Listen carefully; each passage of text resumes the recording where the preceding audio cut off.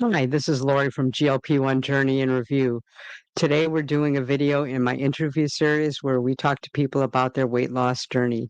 Today we have with us Karen, who's going to tell us about her journey. I want to remind everybody that I am not a healthcare provider. My guest is not a healthcare provider. We're talking about what works for us. If you are planning on having a weight loss journey, I strongly suggest that you contact your healthcare provider. If you find any of this information helpful, please hit that like button, subscribe. It really does help and it keeps content like this coming. All that being said, Karen, why don't you tell us a little bit about yourself and your journey? Well, my name is Karen Johnson. I know a lot of times we like to give our stats, right? So I'm 59 years old and I am 5'10". And at my heaviest, as a lot of people when I watch these interviews will share, I struggled with my weight all my life as well. And I can think back probably as young as 9, 10 years old. So over those years, the weight just was coming on and coming on. And I found that after I finished college and got a job, which was a desk job, probably within the first year to 2 years, about 80 pounds must have packed on. So at my absolute heaviest, shortly after my daughter was born, I hit 312 was my heaviest. And so spent all of my life at that, all of my adult life pretty much at that weight. And then it was a few years ago now in 2021, my weight was at like 261, and then I decided to investigate and look into bariatric surgery. So in March of 2023, I had a vertical sleeve gastrectomy, which was, for me, I know a lot of people have a lot of different opinions and have had different experiences, but for Mhm. me personally, it was absolutely wonderful experience. I had absolutely no complications. Um, Everything just went along. I consider myself actually a slow loser. I didn't take it off extremely fast. And so at about maybe 6 months, 8 months, I had gotten off about 60 pounds. And then I kind of stalled, and I was in a stall there for quite a long time. And that brings me to December. I'm almost a year. December 12th of last year, I started Zepbound. And that took me the last 20 pounds. So that brought me down to my current weight now is 182. So that brought me down at 5'10". That's a nice, I'm right in my maintenance range now. Awesome. And you were telling me before that you have a medical condition? Well, and yeah, actually, if I could, step back, I had struggled with my weight all of my life. And after my first husband Mhm. had passed away in 2005, I decided I was raising my daughter who was 11. My stepdaughter was grown. And um, I decided I was going to start taking care of myself physically and needing to take care of my daughter. So I got involved in going to the gym and really was focusing, and ended up over a number of years. I actually got from my heaviest at that point was about 285 down to 182, 183, right where I am now on my own. Um, but that was not sustainable. I remember I had participated in Weight Watchers, which I felt was a wonderful program, very supportive, very educational, very informative. But I got to the point, and it was me physically and medically, that unless I was on my game 100% of the time with everything I ate and everything I moved and everything I did, if I came off of that at all, I would just start to gain weight. So I was able to, and I said to myself, boy, I said, I didn't do all this work to be so obsessed with this, with this way of thinking and just being constantly, it was Mhm. an obsession almost as bad as the food noise was an obsession, and hearing all of that and struggling. And so over the next 6 months after that time, 6, 8 months, I put back on, and then I ended up around 225 ish. And I stayed there for about 5 or 6 years. And then COVID hit and menopause hit. And I was diagnosed with hypothyroidism and Hashimoto's thyroiditis. So all of those things combined together made it even harder to lose weight. No matter Mhm. what I did, I knew in that time period I had gone back to school. I had gotten a degree in exercise science and a personal training certification. So, in my head, physiologically and biologically, I understood all of what was going on, right? And I knew the things that I needed to do, and the weight was just creeping up and creeping up and creeping up. And that brought me to August of 2021, where I decided to look into bariatric surgery Mhm. um, and go from there. So, explain the process that you had to go through to qualify for the bariatric surgery. Yeah, there's a lot that goes. A lot of people go through different things, and for me, one of my barriers is that my insurance company required me to lose 5% of my weight, which that doesn't sound like a lot. And it was at the time, it was a matter for me to lose at 261 pounds. I had to lose 13 pounds. And there was a time in my life that I could, if I really stuck to it, I could lose 13 pounds in a month's time, or maybe 6 weeks Mhm. time, pretty easily. Well, no matter what I did, I had a really tough time with losing that 13 pounds to qualify. And there was also a thing, and I realized it, and I spoke to my doctor about it. I had gotten inside of my own head that previously, when I would resist things or decide not to have certain things to help with a weight loss, um, I could do that and I would get through that. But with the bariatric surgery in sight, it was a very strange thing, but mentally I was like, well, I better have some of this because pretty soon I'm not going to be able to. And I better have some of this Mhm. and pretty soon I'm not going to be able to. And I think that was a big barrier for me to get that 13 pounds off. So I went through the next year, and it was toward the end of that next year that I was diagnosed with the Hashimoto's.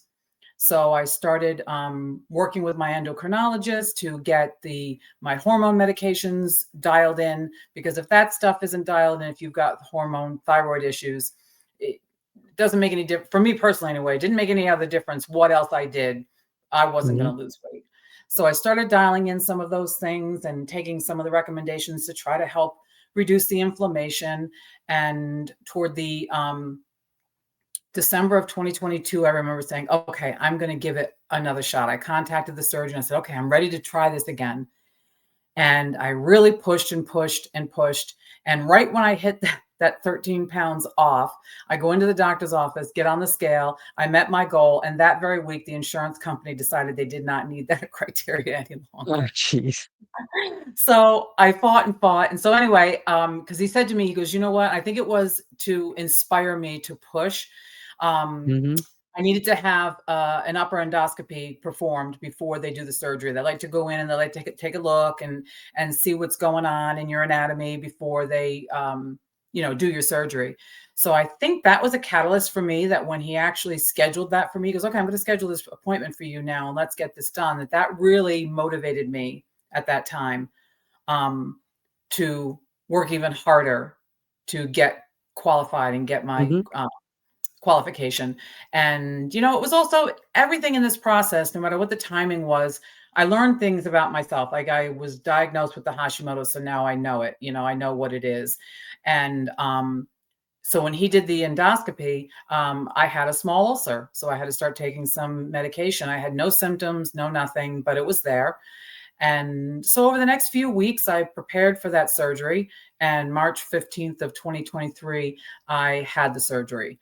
And like I mentioned before, for me personally, it was a very, very good experience. I had no complications. I had, even to this day, even after taking my GLP-1, my tirzepatide, I have never vomited. I had never had anything like that. And a lot of people struggle with those kind of things. Um, I know one of the things I said to my doctor when I started the process, I said, I don't want to just be thin. I want to be healthy. I said, I've Mhm. seen some people who've had bariatric surgery and they don't look well.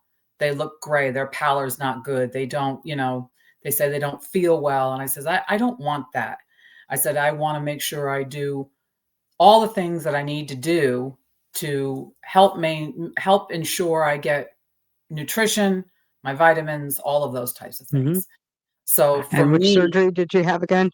I had a vertical sleeve gastrectomy, so I had the sleeve done. Okay, so that's the same thing as just the gastric sleeve, just the It's a long yeah, name for a it. gastric sleeve. Yep, that's the long name for it. But when we're discussing the choice of what to do, um, I had said to my doctor, because overall, all of my life, I've been in pretty good health. I mean, I had to take blood pressure Hmm. medicine for a number of years, but other than that, I had good health. And I was very, very concerned about the possibility of malabsorption and issues with malnutrition. Hmm. Um, and that was, I think that was the big motivator for me not to go with a bypass, because I knew people who had had it. And I know that there are other more significant um, chances of those things happening. And I said, this is something I'm going to live with for the rest of my life. And Hmm. I just wanted to set myself up in the best way of preventing other things from happening. And also knowing that if it didn't work for me at the time, this is what, they discussed, there was always a opportunity if I had other problems down the road or needed something else, that you could do a revision and Hmm. revise over to a full gastric bypass. So, as invasive as it is, I chose the lesser invasive procedure. Now, when you decided to take the GLP-1, why did you choose Zepbound versus Wegovy? Well, my bariatric surgeons, they have a dual program. They have the program of the bariatric surgery side of things, and they also have a team of doctors that work with their obesity specialists who work with metabolic weight loss Hmm. programs involving medications. Um, because there's many people who come to their program who aren't sure if they want to have surgery or if they're going to go the medical route. Some start off the medical route and then switch over to the surgical route. And so when it was time for me, when I knew I was at like 203 pounds, I was fluctuating between 200 and 205 pounds. And I knew I wanted to be down into the 180s. I knew I wasn't done. And no matter what else I was doing, I was feeling well, but I just couldn't get that weight off. And after bariatric surgery, you do have that honeymoon phase for a while where you have all the quieting of the food noise, Hmm. and that is wonderful for and that lasts for most patients. It lasts anywhere from 6 months to 18 months. It depends, and they're usually around a year time frame.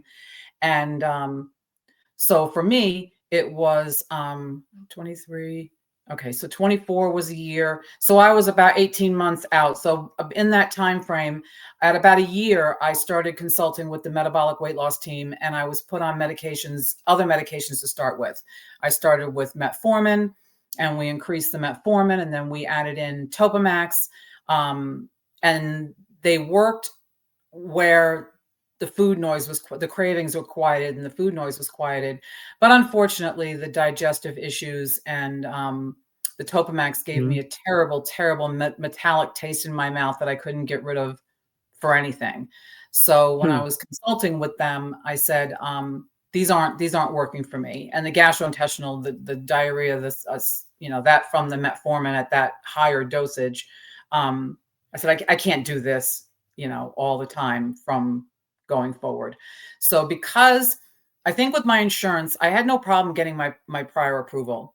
And we talked about whether or not I was going to go on Wegovy or go on the Zepbound. And my doctor felt that since I already had my surgery, and that Zepbound and the issues I had with inflammation from the Hashimoto's and the thyroid issues, they were just feeling that the Zepbound would be a good option for me. And generally, with some people saying that there's less stomach, a little bit less Hmm. sometimes than semaglutide. So that's why we chose that. And so we went, and she called it in, and I got, like, in 2 or 3 days, the fact that it was approved. And I think part of my story was, and the issue is I didn't have to argue with them or appeal it, was because I had my bariatric surgery, and I also had tried some other medications that didn't work for me. And I think that was what made it easier to then get Hmm. approved Zepbound. After you had your surgery and then you tried the GLP-1, the Zepbound, did you ever wonder if the Zepbound, if you tried that first, you may not have needed the surgery? Well, it's interesting because those options weren't afforded to me. I started consulting in the summer of 21. Mm-hmm. So that was Well, just Zepbound starting. wasn't around then. No, it wasn't around then, and I know because Wegovy was out because one of the people in my bariatric support group weighed in excess of 600 pounds, and they had put her on Wegovy to get her to the point where she could actually have surgery Mm-hmm. at a safe point. But it was interesting because it was never presented to me. Um, as an option. But knowing what I know now and what I've gone through Mm-hmm. now and where we're going and what I see going on with the medications that are coming down the line, I definitely, if it was an option for me, I would have done that first and see where it took me. Because I know I've done a lot of research, and the amount of bariatric surgeries has gone way down since both the Zepbound and Wegovy have been so successful at weight loss. Yes, and it's also very good because the fact that the bariatric surgery is still there and it's still always an option, right? It's still and Mm-hmm. I would have, as conservative as I am, generally speaking, if it was an option for me, I would have tried it. I know I would have. I would have tried that first and see Mm-hmm. where it could take me, how far it could take me. Um, I would have. Um, but having said that, now after having the bariatric surgery, there's wonderful aspects of that that I enjoy still to this day, and I look at the GLP-1s as one more tool in that toolbox, right? One more thing that's going to be Mm-hmm. the thing that helps me manage this chronic disease of obesity. What advantage do you think that you possibly could have having the bariatric surgery along with the Zepbound? Well, one of the things that I have experienced is I have that restriction. I have that physical restriction from having a smaller stomach. So, because I know I hear people say that they could easily out eat the medicine if they really Mm-hmm. wanted to. I cannot. There is no way between the help that the medicine gives me and my bariatric surgery. I cannot out eat this I cannot out eat any longer. Um, but the Zepbound I found, first of all, the anti-inflammatory properties are amazing.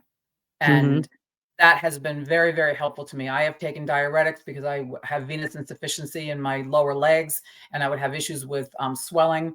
And since taking the Zepbound, I still take my diuretic to keep things under control, but I can notice in my hands and my joints and the inflammation reduction is huge.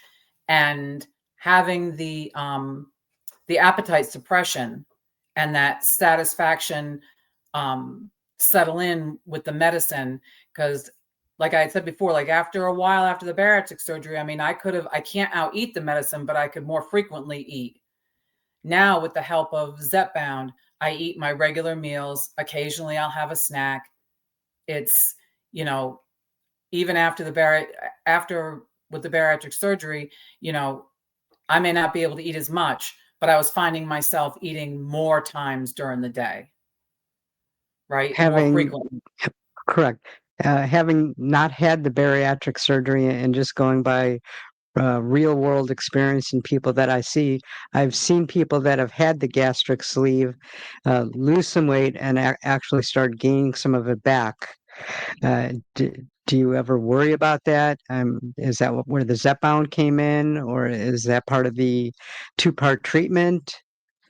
Well, one of the things I was concerned about that. I mean, I was concerned because I have seen many people with bariatric surgery because, again, you may not be able to physically eat as much in one time, but when those Hmm. food noises are back and all of that metabolism is going on and that drive to eat, I was finding myself eating more frequently. I wasn't gaining weight yet. Um, Hmm. but I would have my normal fluctuation like anybody has, but I could feel how I felt mentally about how much I wanted to eat more. I had to try to rein it in and fight with it more. Um, it was feeling in my head a lot like it was pre-surgery. I was getting to that point. Hmm. Now, what about like food choices? Because one thing that I've noticed with the GLP-1 is I don't crave those types of foods. Now, again, like you said, people can't eat as much, although the cravings come back, and some people do try to fight it. It's a matter of what you eat. You know, you may only be able to eat 3 ounces, but if that's 3 ounces of protein versus 3 ounces of pie, you could actually start gaining the weight back. Of course, and that's, with the GLP-1, I think, um, I had quieting of the food noise after my surgery for a time. Like I said, it was probably about 9 months or so, but Hmm. I felt it from the first shot with the Zepbound, with the quieting of that food noise. And even when I go to my support groups for my bariatric team with the people there, I try to Hmm. explain to them how it is just such freedom. For the first time in my life, there is freedom around food. I'm not obsessing about the food. I'm not thinking about what's going to have for the next meal before I even finish the meal I'm having. When I get together with family or friends, my focus isn't on, well, what are we going to have to eat, or what can I have to eat, or even be, is there going to be something there that I can eat, or is there going to be something, Hmm. when I was dieting, is there going to be something that I can have, that I can enjoy? Am I going to like it?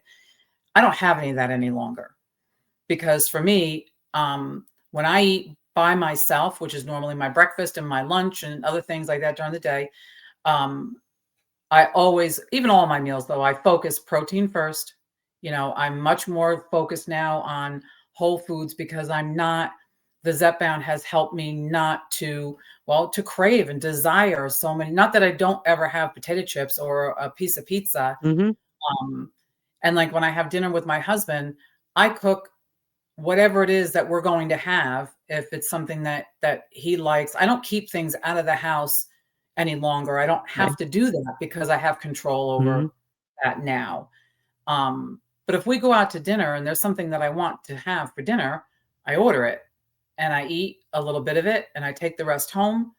Hmm. If I go to parties or I've got my daughters and we're having a family get together, I look at what's there, and if something appeals to me, I have some, and then enjoy the rest of the time together with my family. Well, And let's talk a so little bit about food noise, okay? I can only go by me. I never even knew what food noise was until it was gone when I started taking the GLP-1 medication. Now, I'm assuming, had food noise most of your life, had the bariatric surgery, got rid of the food noise. Some of it started to come back a bit, then the Zepbound took it away. Did you notice differences between the food noise from the bariatric surgery to the Zepbound? Uh, can you explain some of that? Um, I'd have to say how I experienced how I felt after the surgery. And of course, in the Uh-huh. very beginning, you're healing, right? You're healing and from the surgery. And Mm-hmm. and for the first few weeks, you're eating pureed foods, and then you're going over to mushy foods, and your stomach is so tiny and so not used to it now, and food just doesn't seem appealing. So it took a Mm-hmm. number of weeks to get into having regular food. But I would have to say the quieting of the food noise was, like, for me personally, it was the same. It was just that Okay. not always thinking about it, and obsessing over things. And when I got it back again with the Zepbound, I'm like, yes, this feels really good. And it's funny because I never knew I had food noise until I didn't Mm-hmm. have food noise. I just thought, personally, I just thought that everybody thinks like I do. Mm-hmm. And I mean, logically knowing they don't, but I just thought everybody thinks about food or whatever they think about. They just have better willpower than I do. They have better Right. self control than I have. They're able to do this because I did always feel that my lack of self control, or being able to control what I ate, whether it was with people or alone, um, I just felt that it was, a moral failure it was a failure on my part. It was like there's so many things I could do in my life. I had been through so many things, successful in my job, successful in my church and my church community and my friends and my family and all these wonderful things, right? And I was like, it always just really, really, why can't I do this? Mm-hmm. I can do everything else. why can't I do this? Absolutely. And after the introduction of Zepbound into my life, it was like, yeah, now I can finally, I've got the bandwidth to do Mhm. this, right? It's not taking up Mhm. all this extra space in my head constantly. Now, when you started on the Zepbound to current day, have you had any of the side effects that are common or not common with the Zepbound? I've actually really have very few side effects.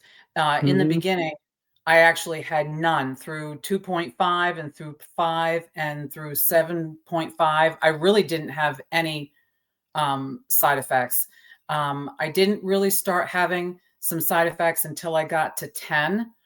And when I Mhm. got to 10, um, and it could have been because GLP-1s also decrease your desire for thirst as well. And when I Right. look back Mhm. now, I really think I was struggling more with dehydration, which was causing me to have other problems. I was feeling fatigued. I was feeling a bit nauseous. I was getting a bit constipated. And I think it was more because then I would play it around. Once I got to 10, I tried that for about a month and I called my doctor and I said, I think this is too much for me. I think it's a too strong and I don't really need that much. And she put me back down to 7.5, but on the insurance, 7.5 isn't a maintenance dose. So I tried going down to 5, but then the food noise started coming back and the Mhm. desire to eat started coming back.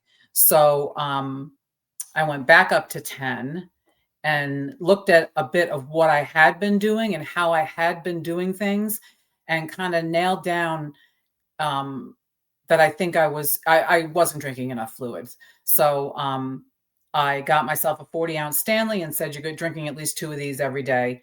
And then I was fine. Then I Mhm. was fine. Um, as long as I have my fluids, I don't get that feeling of the fatigue. If I eat regularly, like I schedule myself, make sure I have my breakfast. Because it's funny, the only time I ever kind of feel nauseous is if I'm hungry, is Mhm. if I'm actually, if it's time to eat or I've waited too long to eat. That's about the only time that I'll ever feel a little nausea. Um, but I've never gotten sick. So it's like hydration for me is a really big, big deal. And then I make sure because even in the bariatric community, they people struggle because of all the protein with the constipation. And I would get into the meetings and I would laugh at them. I'm like, have yourself. Yep. I think you're frozen. Am I back? Mhm. You're back. Okay. I'd say have yourself a bowl of oatmeal. The carbs in a bowl of oatmeal is not the end of the Mhm. world. So even with my bariatric surgery, that's how I also managed it. I would have a bowl of oatmeal twice a week or so to make sure that, because your body needs, I feel your body needs a Mhm. balance of things in our diet. So so now I'm on a Oh, 10 milligram dose and that's where I plan okay. to stay. Okay. Um, I understand that you have the feelings of side effects more when you're hungry because not too long ago I guess I was hungry, but I didn't realize it because it's been like a year and a half since I've actually been hungry, and I was mistaking that for first nausea and then pain. So it was like, I'm like, I couldn't get into my doctor that day, so I went to an urgent care, and they're hydrating me, and I just did the EKG, the whole bit, and they're like, okay, well, you should be fine. Let us know. And then I realized, something. I think I'm hungry, but it was just so long since I felt that way that I was mistaking it. So Yeah, I and do get that. I only March will be 3 years out from my bariatric surgery, and I only probably like in the past 6 months actually ever start having my tummy actually grumble a little bit. Mhm. Usually I know I have to eat. I tell my husband, I said, it's my kind of hungry. It's like I just kind of know that it's been a number of hours and I probably need to have something to eat so I feel well. But it's very rare that I feel hungry. So Now, occasionally now now I'll get a little rumble in my tummy. do you worry about nutrition since you're eating so little? No, because at my maintenance, I still get in normally. I usually get in between 16 and 1900 calories a day. Mhm, I pack in that protein. I will be on a bariatric vitamin regime for the rest of my life, mhm, regardless of a GLP-1. So I am really adamant, and I take my bariatric formula vitamins every day. Um, since I do see an endocrinologist for my thyroid, my blood work is checked every 3 to 4 months. So I get to mhm. see my levels and my B levels and my protein in my body and my A1C, all of that stuff. I get a snapshot every 3 to 4 months. So That I watch those that's great. things. With my thyroid, vitamin D is really important, and for me to function optimally, there's a certain range that I need to stay in, that we have found for me that I need to stay in, that I feel well, and I don't have, because of course, thyroid issues and Hashimoto's fatigue is Mhm. that's like the banner flag. It's and then add in your, trizepatide. It's a lot. You have to be very conscious of battling that, because it's I think personally a lot of it comes from um, it can come from deficiencies, whether it's vitamin D or not having Mhm. enough water or not getting enough sleep, more so than there's something like wrong with you. So let's talk a little bit about the future and then we'll go back to the past. New medications coming out. Have you given any thought to maybe uh, the the new medications, the pills, the orforglipron maybe for maintenance, or are you going to stick with the Zepbound? At this point, I'm probably gonna stick with the Zepbound, but we know how insurance is, right? I mean, I've been Mhm. blessed for the fact that I have had it covered by my insurance, since I started. Plus, I had, which runs out at the end of December, so I have been paying $25 a month. I had the Lilly, coupon that went with that, Mhm. and normally I would be paying only $40 a month. Now, I have my PBM is CVS Caremark, and I was supposed to have been forced to switch as of July 1. Mhm. And I haven't heard boo, and I'm not going to say a word. If my doctor keeps putting in my refills and they're going to keep filling them, that's what I'm going to do. If I come to a point where um, something comes out that's covered, or they say that, we're going to cover this now, since I am in maintenance, I probably would be willing to switch to something else and try it. Even And Wegovy? well, we were looking that might happen to me, and I said, Mhm. "Okay, I'm not as afraid of it for the fact that I am in maintenance, right? And I'm not someone who's in the middle of their journey who may have, Right. 20, 40, 60, 100 more pounds to lose." Um, if they told me January 1 I had to switch, I would switch and I would try it, and I would just keep Mhm. diligent notes on how I felt and what was going on, and if it didn't work, then I would fight to have them put me back on the Zepbound, but See, so far, for me, like I'm not. Yeah.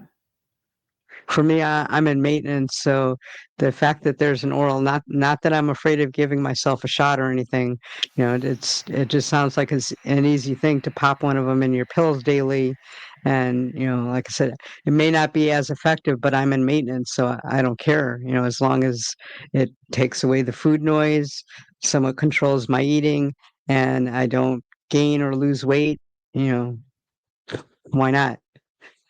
Yeah, I feel the same way, and we've got so many different things that are coming down the pike that, I'm excited about hearing about all of them, but yeah, whatever I can take that will, help me stay and manage this chronic disease, um, Mhm, I'm all for it. I'm willing to, try something, because just this week I took my waist measurement, and I'm mhm, 5'10", and for signs of metabolic dysfunction or metabolic syndrome, women are not supposed to have a waist circumference larger than 35 inches, so they say.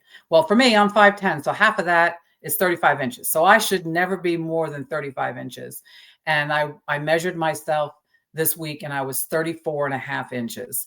So for the first time in my adult life, I have no markers of metabolic dysfunction in my blood work, in my It's blood great. pressure.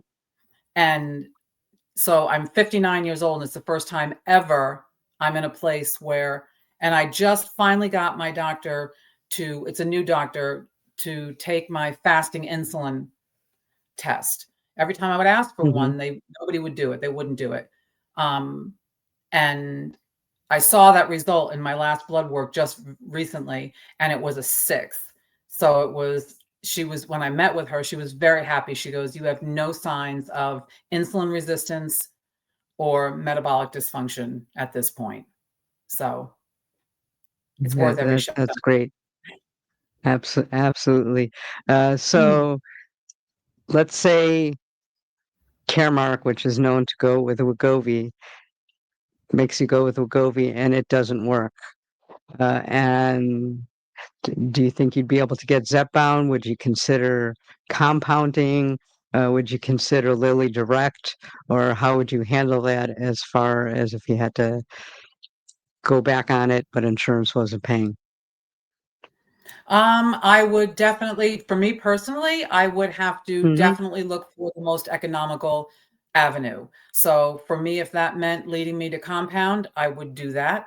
If it meant going mhm, to an oral, if we could get that, whatever, personally, whatever's going to be the lowest ticket price and work mhm, is what I would do. And so that's where I stand, because I don't want it to ever be a point that I don't take something because of finances. So I would hunt and look for, mhm. of course, safe options and reputable options, of Correct, course. But correct. I would go with what I could get for the least amount of money. Honestly, that's where I am in my Yeah. life.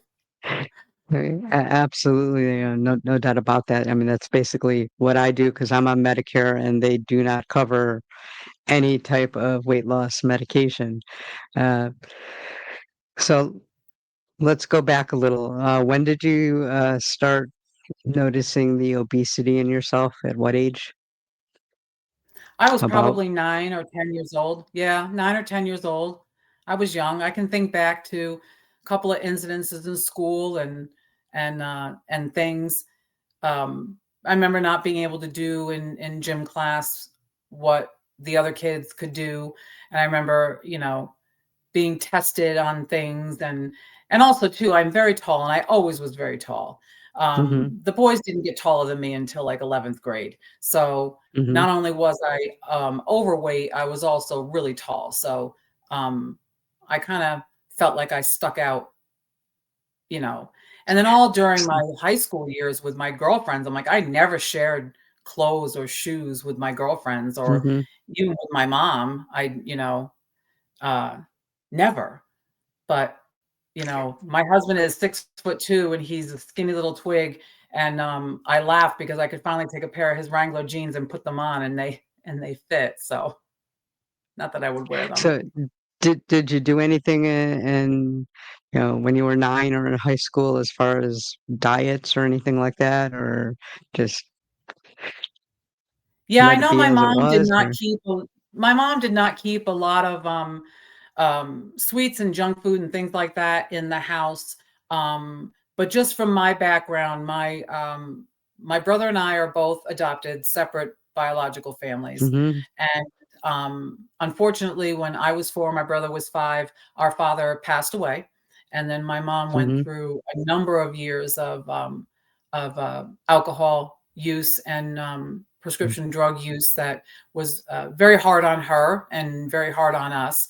And so when I was around 10, she went into recovery, and so spent a lot of few years not with us again very much, really, because of needing to do what needed to be done mhm, and being in recovery.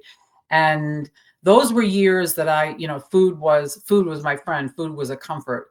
So mhm, part of that, I know exactly where that came from, because food mhm, um, was a very comforting, and when I was alone and by myself, food was always there, right? Food was always something that could be there. And and then so that just carried on. That was a habit, that was an ingrained that was just a way of coping that always stayed with me, you know, for years and always for years and years and years. Any stressors, that was always the thing that would make things better. Mhm. So at what approximate age did you start with the diet culture?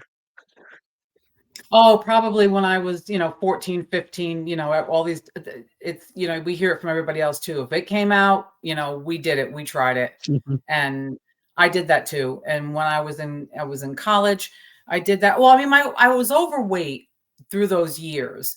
Um, But as I had mentioned, my weight didn't really pack on until I was out of college and started a job and was working, and no longer walking around campus and doing all the things that you do when you're in college. Though I was probably when I was in college, obviously I was as tall as I am now. I probably was like a size 16. I was probably in the low 200s at that point. Um, and then after, in my early 20s, um, yes, because I remember when I got married, right a couple months after I got married, my husband and I tried to get pregnant, and I did. And I remember going to the doctor to get my first weigh-in when I was mhm, told I was pregnant, and I was 298 pounds at that point. So those years, those my early 20s, is when I really packed on the weight. And yeah, I tried every diet. I remember being in Weight Watchers and um, you know, the cabbage soup diet, which that didn't last long because I don't really like mhm. cabbage, but anything. When Atkins came out, I remember at one point my doctor wanted to put me on fen-phen when that came out, and that scared me a little bit because at that point in my life, with my first husband and I had partying as people do, had given up a lot of things, but I had some anxiety issues at that time, panic Mhm, attacks and such. So the idea of going on something like fen-phen that speeds up that was not really very appealing to me because I was afraid it was going to make me feel anxious and have anxiety and panic attacks. So I never did go that route. I didn't go any medical route, but it was on and off dieting, restricting, Weight Watchers for decades. For So, I decades. mean, it's obvious that we all know how to lose the weight because we've all done it probably multiple times. Yes. And it seems to be the problem is in maintenance. And even on the GLP-1 medications, for me, the maintenance kind of was a little bit harder because, they're still working on that. On what you should do. Some doctors or healthcare providers say you should stay on your current dose. Some of them try to wean you down as low as you can without gaining weight or getting too much food noise. Some are trying to spread out the injections. It's kind of like they're still experimenting along with myself. I'm still experimenting to see what's best. So, to me, maintenance is a little bit scary because obviously with all diet, that seems to be the part that people fail. Do you have any thoughts on maintenance and how to keep it sustainable and so forth? Well, you know, I find that with the medication, doing the things that we all know we're supposed to do are easier to do. That's Mhm, what I find.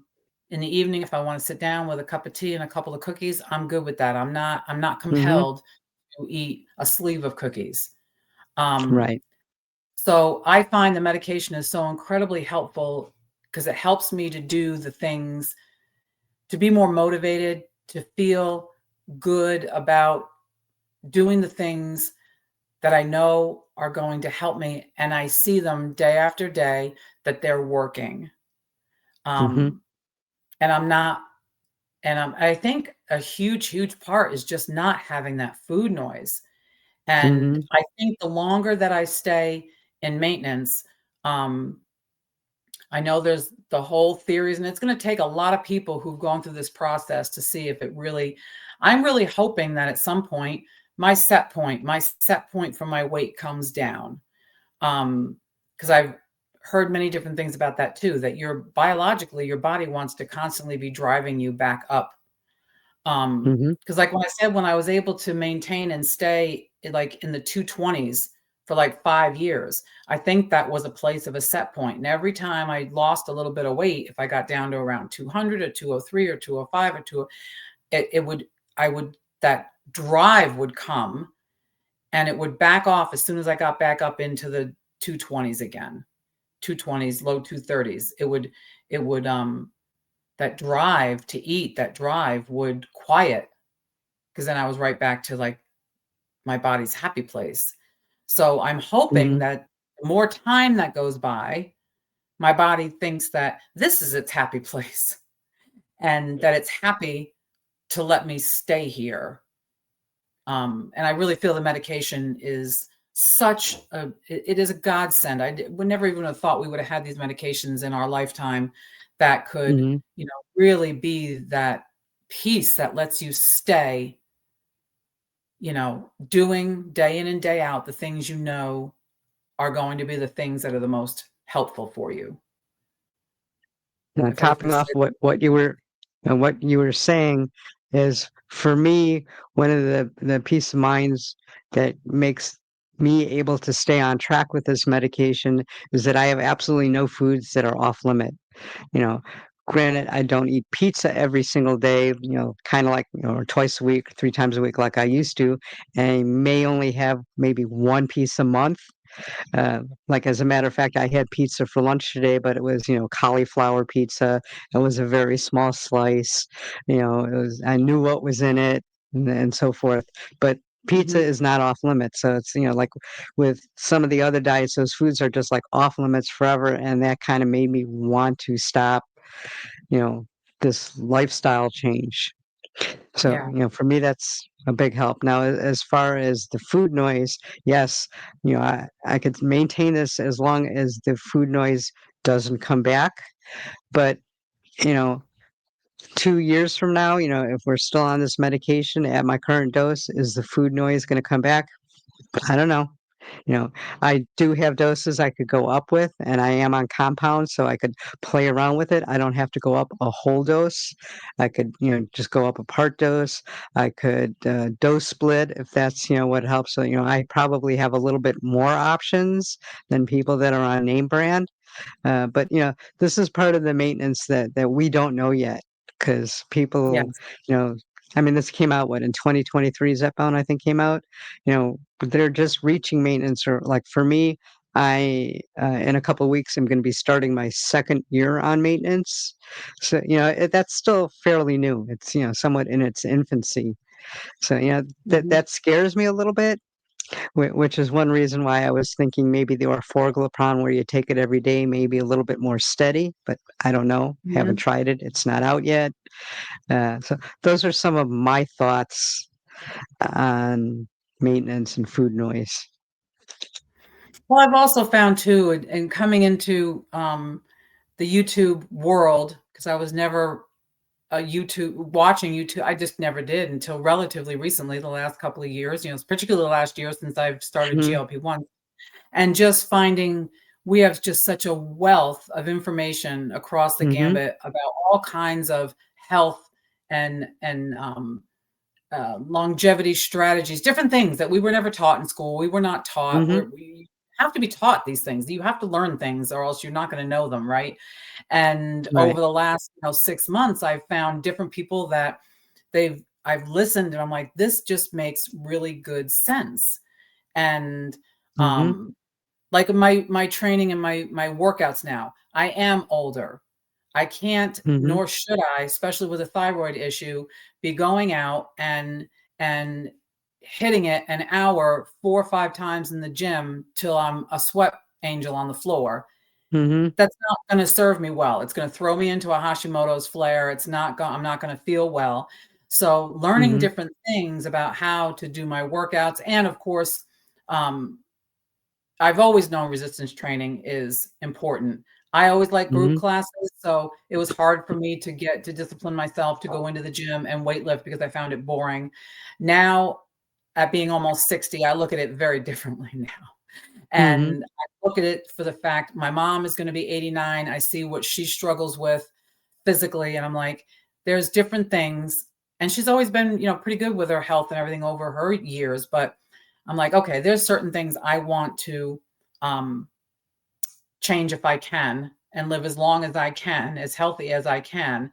When I saw those metabolic markers telling me that I have no more metabolic syndrome or insulin resistance, I was like, that right there is going to gain me years on my life by not having that, not having the obesity, and hearing on the downsides when somebody was talking about obesity can lend itself to opening of like 17 different types of cancers. And I'm like, Mhm. okay, there's a possibility I've reduced that risk maybe of getting something like that. Mhm. Um, different things like prioritizing sleep. And I wear a Fitbit, I wear a trackable, so I get to watch that kind of stuff, and different things about getting outside and getting the early morning light and doing breathing exercises and I've been learning so many different things that I started incorporating into my lifestyle, that those things I think have also helped me to want to go and exercise. There's just different things I think that have helped me to Mhm. feel physically better, so you feel motivated, and I don't being as Hashimoto's, um, does bring its own brand of fatigue. Um, that's so much more under control. So I think learning, and we have such wonderful tools at our disposal to learn Mhm. different things, um, that, the GLP-1 is in my life. I don't ever expect to not have it, in some form, Mhm. to manage this chronic disease. I don't want it back. If I can say to myself at this point that I have it in remission, that I have it under control, I want to stay that way for the rest of my life. So taking these Absolutely. medications and bringing in other things, like now I just started, and I never liked to do it, but now on Sunday afternoons I've been going down to my gym and taking a gentle yoga class. Mhm. And I said I should do this because I know it is probably good for me to do this. I started doing some balance training. You know, Mhm. so there's different things that I think, having the weight off now, feeling better, not having insulin spikes, and not all these different things that have been afforded to me now via a GLP-1 and my bariatric surgery, I want to embrace, right? And Absolutely. grab every bit of all of them that I possibly can. Um, It's funny how you mentioned yoga. I recently started getting professionally stretched, and I've noticed such a difference in the way that I feel. Uh, I mean, I've just never. I don't know. I guess I have a phobia of yoga because back years ago when I used to do taekwondo at a gym, they also had yoga classes there, and like I never did yoga. And so I went to one of the classes and like I was struggling and the yoga teacher kind of like made fun of me because I didn't know what I was doing. So, I've got that little bit of fear now where I don't know if I ever really want to do yoga. So yeah, I went with the stretching route yeah. and No, I that's helped a understand that lot. because I never liked yoga. I always found it, and I think part of it, again, I think part of it with the Hashimoto's in my joint, like I need to have my right knee replaced. They want to do it, but since I've been taking the Zepbound, the pain has decreased so much in my right knee that I'm not going to Hmm. do it until I absolutely have to. But I have a yoga Absolutely. instructor in my gym in a gentle yoga where she gives all these other different options and says, just because she's sitting in a position doesn't mean you have to, because it's hard for me to be on my knees, and I've had carpal tunnel surgery, so being down on the wrist, there's different things that are hard, right? And Hmm. so yeah, I think if you get a good instructor, um, but not a bad experience in anything can leave us not wanting to, right? And wanting to try it again. So when I found the gentle yoga class, I said, I'm going to start. That's where I'm going to start.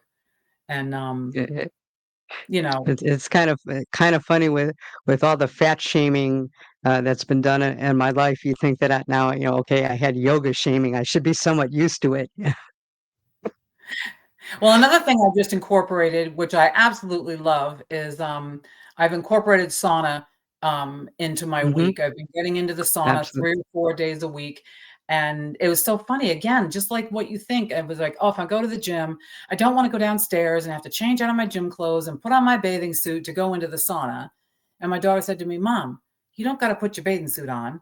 She was just go in with your gym clothes on. Mm-hmm.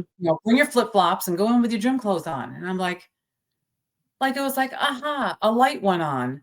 So when I finished my workout, I go downstairs. All I got to take off is my sneakers. And I put my flippies Mm-hmm. on and I go into the sauna. And that has been a real plus that I so enjoy Mm-hmm. adding into my routine now during the week. Do you do steam or is it infrared? No, it's actually just a hot, dry sauna. Hot, dry sauna? I do Yep. my workout, part of my workout in a sauna at HotWorks. So like Okay. I enjoy that.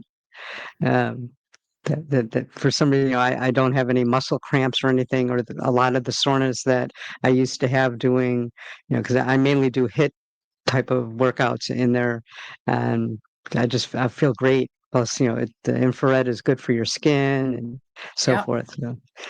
Yes, I have Now, found early. that since I've been doing the sauna, my the delayed onset muscle soreness, I just tend to Hmm. be one that no matter all my years of working out, I always would have Absolutely. muscle soreness.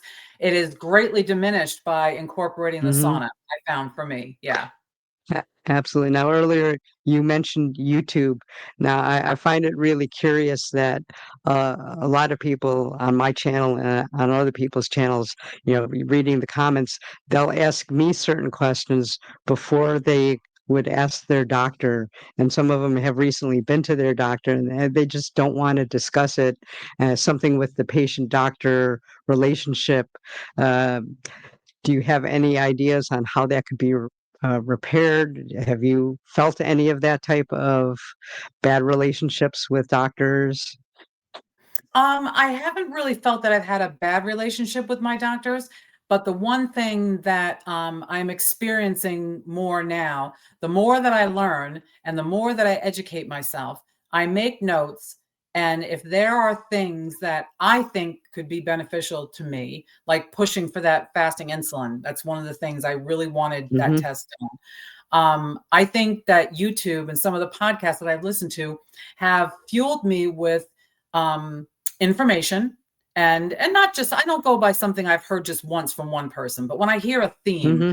regularly from different content creators, and I'll take that information and I will go into my doctor and I will have a conversation with them, and I'll say to them, well, what Hmm. about this and what about that? Like with my thyroid issue, I need to take selenium. Now my doctor Hmm. never told me to take selenium, but I had learned that you should take selenium if you have a thyroid issue. So I started taking it. And the next time I went to see her, this is my prior doctor, I said, oh, and by the way, was learning that selenium is good for your thyroid. I'm going to start taking it. This is the dose I'm taking. Is this what you would recommend? And is this a supplement that you think would be helpful? And she was like, yes, it is very helpful. And she supported it and we discussed it. So I have found that YouTube has been a great source of information to help educate myself about different conditions that I have, or with the GLP-1s, that I feel much more informed and much more educated and knowledgeable to go in to talk to my doctor and not let one funny look, the side eye, or deter me until One we get. one thing One thing that I've noticed, and I've worked in healthcare for almost 50 years now, and it's changed all through the years, and a lot of it is basically the reimbursements that the doctors and places get uh, for whatever you're having done. And in order for my regular doctor to make what he made like 2 years ago, he has to see double the amount of patients. So if you don't ask, they're not going to take the time because, boom, boom, they have to, whip out the patients in order to make what they made a couple of years ago. So the fact, like you said, you get it from YouTube and you ask, otherwise, a lot of them just won't bring it up for a time reason. Yeah, And I and think also that's too, hurt relationships with patients and doctors. I think so, because patients aren't feeling like they're getting advice as to what to do. And I had learned a bit ago that when we want to talk to our doctors about, nutrition or about alternative, supplements and different things like that, they are, most of them, and on one hand, I mean, on one hand, I can't blame them. They're not trained in it. Mm-hmm.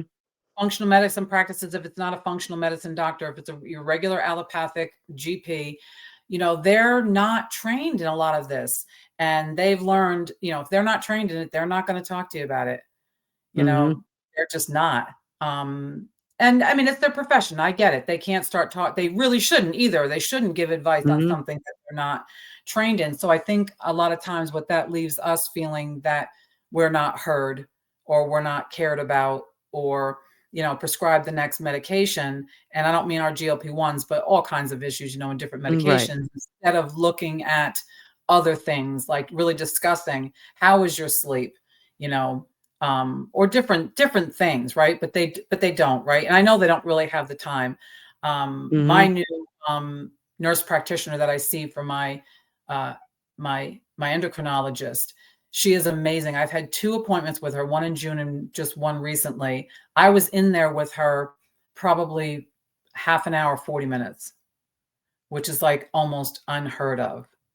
Mm-hmm. Um, Talking about my levels and different things that I'm doing in the supplement. It was a wonderful, she's wonderful. But I think, unfortunately, she's few and far between, actually. Right.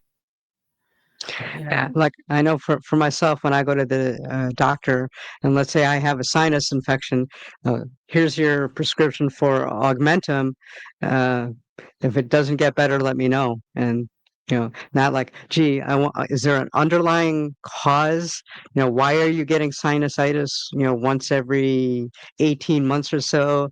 Like, are you going? Is it maybe allergies? Should we look into this? Should you be taking zinc? It's a lot faster just to say, here's the prescription. Let me Yes. know if you're not better in 10 days. And I think that's, part of the problem, where I think the difference with the GLP-1 medication is they prescribe you the GLP-1 medication, and that actually takes care of the root cause rather than just the symptoms. Yes. Yes. And that's why I think no matter what generation of medications that come down, people will say, "Oh, or, are you going to, get used to this or what have you?" And I think like I'm on HRT, and Hmm. I've been taking, my doctor, we look at it, but it's like I've been taking the same doses of those, um, and it's never stopped working. It's been a number Hmm. of years that I've been doing it, they never stopped. We may need to tweak something. Same with my thyroid medication. We're replacing things in my body that my body is not functionally making properly. And we look Hmm. at it, and we tweak it, but we've never come to a point where, okay, the levothyroxine is not working anymore. The T3 that I take is not working anymore. We adjust the dosing. So I'm thinking the same with people with insulin, people who are type 1 diabetic or type 2 diabetic. Most of the time, it's never a matter that their insulin isn't working. It's a matter of, does something need to be adjusted? Are they Right. improving, or are other health things getting worse that are making this worse, right? But it's never said, well, we may as well just stop giving you the insulin because it doesn't work anymore. Mm. So I'm not expecting, since GLP-1s are an integrin They're peptide. It's essential. Hmm. they're essential. It's like we may need to adjust what you need, but I find it hard to believe that we're going to come to a point where it doesn't work on us any longer.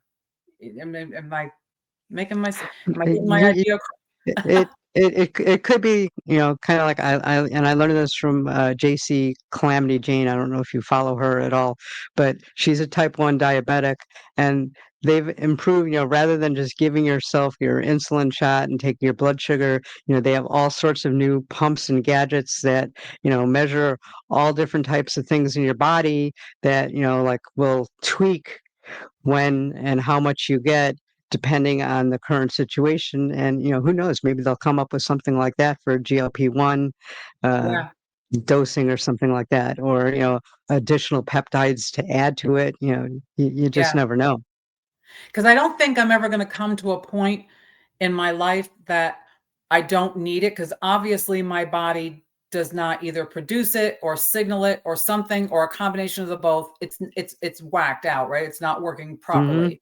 But if you can replace some in and things start to work, I find it hard to believe that we'll come to a point where I've saturated myself and it just doesn't work, because it comes and goes. It's like it's my body needs it, and I think Hmm. supplementing it is gonna be something that's gonna need to take place for the rest of my life. And absolutely, even for people who come off of it and don't gain weight back, my thought is, well, they're doing all sorts of new studies now on Alzheimer's, and it's between 10 to 15% chance of totally not getting it. There is no medication out there to prevent Alzheimer's. This is the closest we have, and they're still doing studies, and it's not Mhm. approved for that. So let me get that straight. But the Yeah. studies are showing that. So why would I want to stop that? Yeah, why that's I think too, when I hear it, I think about that also, and I hear people say, "Oh, well, don't you wanna get down on your dose and get or maybe go off of it or whatever like this," and I was like, no, not necessarily, because the Hmm. inflammation that's reduced in my body as a result of what I get because I have Hashimoto's, and which again, it's an autoimmune dysfunction that is not, there's nothing out there that cures it. You manage it. I Hmm. have another condition, it's a genetic condition called hereditary hemochromatosis, where I iron load. But Iron, yeah. one of the things with that is you can have more osteoarthritis, which is why the osteoarthritis in my knees is pretty significant, and in my toes. Um, and then the different things about the cardiac protection. Just they're discovering so many Hmm. things, right? And I used to have sleep apnea when I was at my heaviest. Yes, I had a CPAP machine. I don't need it any longer. I don't use it any longer. But if this medication could be something that's actually treating to continue that I sleep better and that I'm not having incidences of that type of thing, um, why? I mean, it's a win-win. I mean, there's so many things Hmm. that they're showing that are helpful. I don't ever plan on not taking some iteration of this medication. Right. Speaking of all these off label uses, have you noticed that the next generation, most of the studies that they're doing aren't actually for weight loss. They seem to be like to help MASH, heart disease, sleep apnea, other things.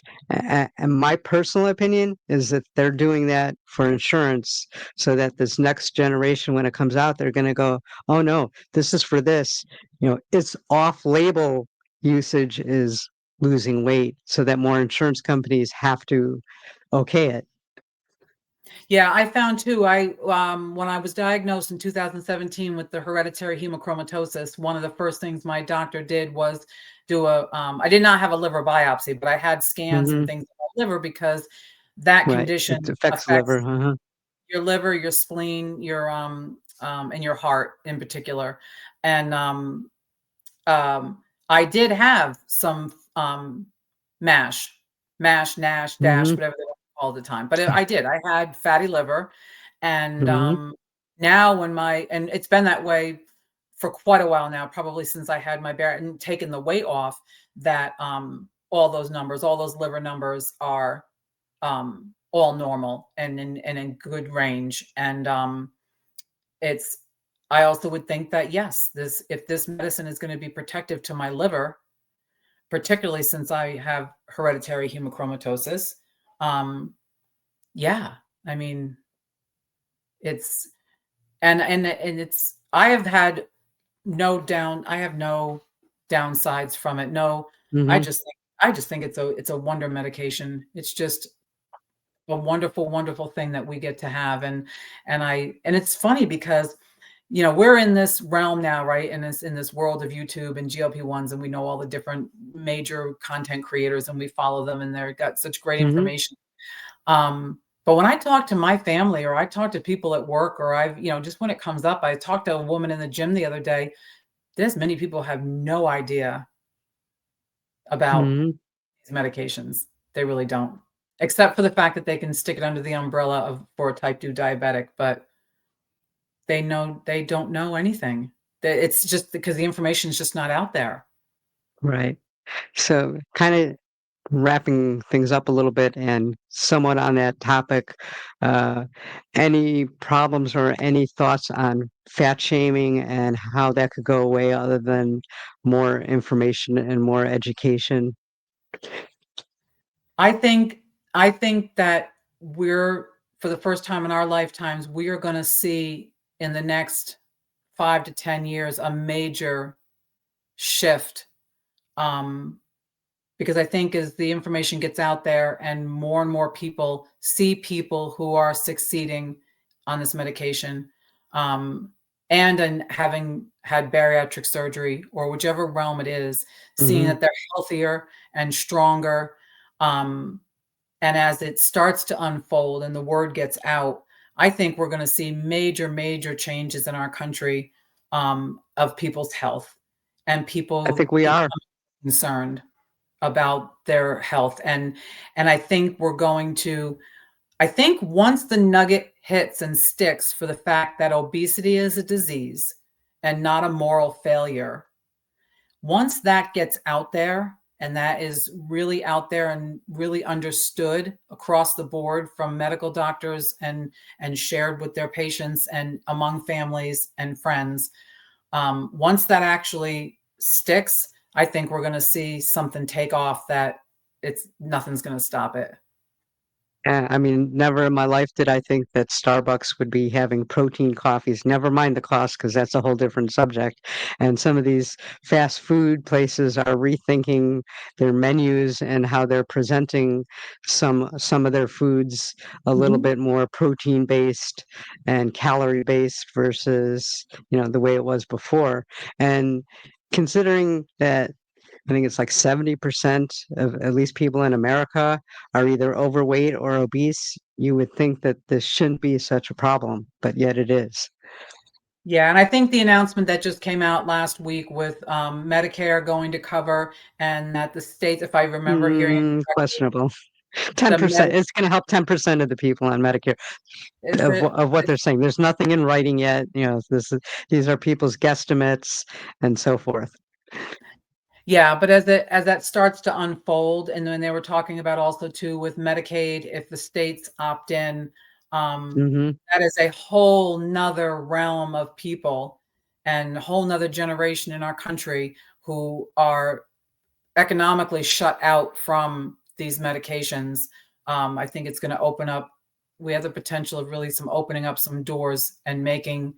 I mean, I would like to see us get to a point that taking a GLP-1, if you have an issue with overweight or obesity, that's, we know it's going to lead you down the road. People may be healthy, big and healthy at one point in their life when they're younger, Hmm. until they're not, because we know that it's not going to last Hmm. forever.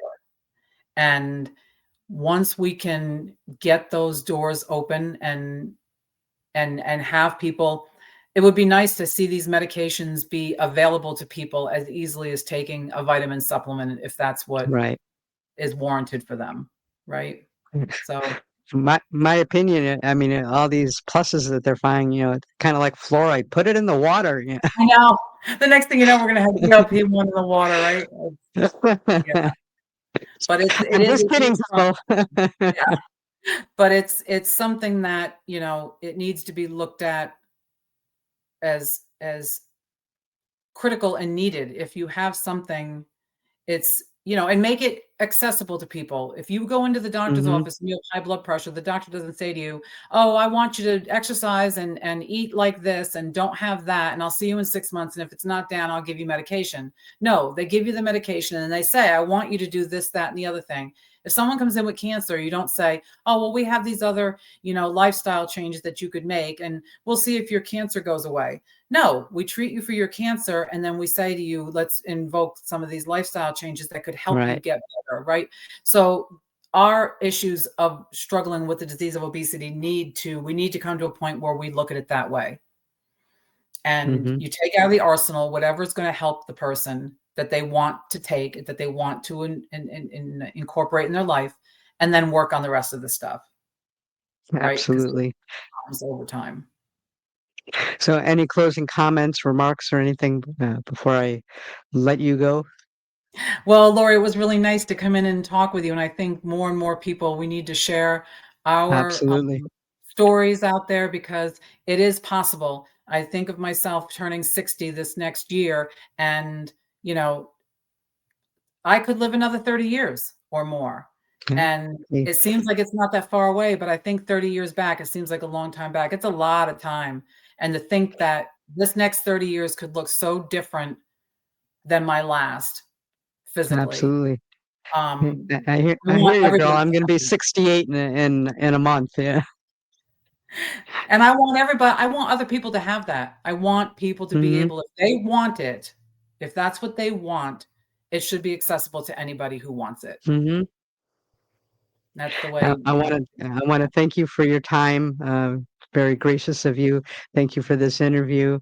If you found any of this useful, please hit that like and subscribe button. It really does help. Only 40% of you are subscribed. What are you waiting for? And with that, I'm gonna call this a wrap.